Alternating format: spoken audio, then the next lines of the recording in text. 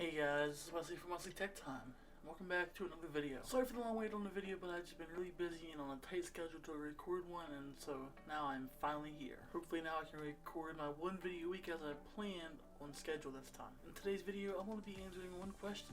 Is the iPad Mini 2 still worth it? Only one way to find out. So the iPad Mini is just a little over 2 years old, so it's not super new, but it's not super old either. So to get the hardware, it comes with an Apple A7 system chip and an M7 Motion Core processor. It's clocked at 1.3 GHz and 1 GB of RAM with 16 or 64 GB of storage. But the newest iPad's only using an Apple A8 and Apple M7 Motion Core processor with 1.5 GHz, 2 GB of RAM, and 16 or 64 GB of storage also. The graphics on the second gen iPad Mini is using PowerVR G6430. That's 4 cluster at 450 MHz. The newest is only using PowerVR G66450. So the newest is actually not always better than the older. So to get into gaming, we first launched Clash of Clans, which it looks amazing and does just fine, no problem. Next is Subway Surfers, and it also does amazing with no problems as you would expect, mostly because these are non-graphic intensive games. Next is Temple Run, which is the all-time best game ever. Alright, who wrote this goddamn script? Was it you, Jimmy? Alright. No, but seriously, you've never played this game.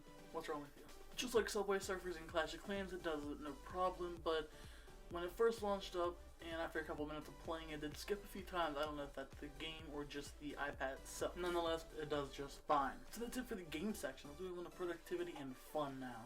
Now, some apps like Instagram and Snapchat are not fully available for the iPad, but you can download the iPhone version, which it does just fine, but there's black borders around it. I mainly use the iPad Mini for writing scripts and just doing light tasks like gaming and watching YouTube and stuff like that. I also use Google Drive to drop files in it and Dropbox, which it does it just fine with no problem. I also love this thing because it's great for Facebook and Twitter when I'm not on my computer or I'm just out of town. So now let's move on to video. YouTube is another great app for the iPad. It's a little bit smaller than a laptop, which I like, but not as small as a phone.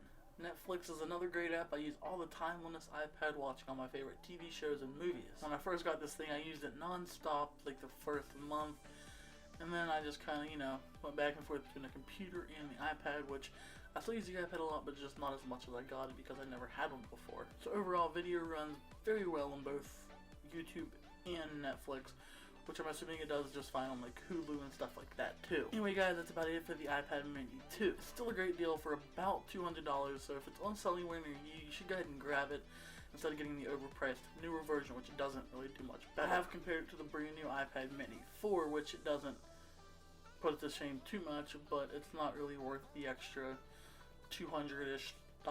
If you want to see a comparison of the iPad Mini 2 and the iPad Mini 4, let me know in the comments down below and I will get to working on that video. Anyway guys, that's it for this video. If you do have any feedback, leave it down in the comments down below and I will respond to you as soon as possible. Also guys, thanks for all the support in the last video. It really means a lot. I got a lot of great feedback and I used in this video here. So if you notice any improvements, please give me a thumbs up and let me know in the comments also. But until next time guys, take it easy.